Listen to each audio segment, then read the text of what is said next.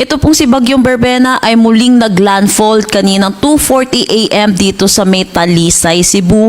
At ngayong 3 AM ay huling namataan ito over the coastal waters na ng Pinamungahan, Cebu at patungo na ito ng Negros Island region.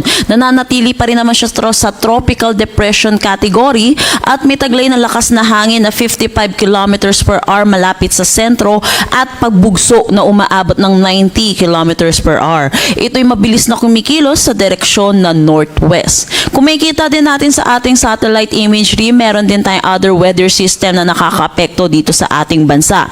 Ito po ang shear line na nakakaapekto sa eastern section ng Luzon.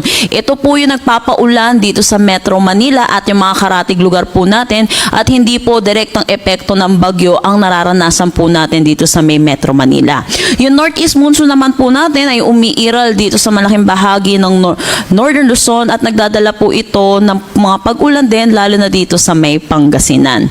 Samantala, dulot ng combined effect na itong shear line pati na rin na itong bagyo, inaasahan natin ngayong araw makakaranas tayo ng mga pag-ulan.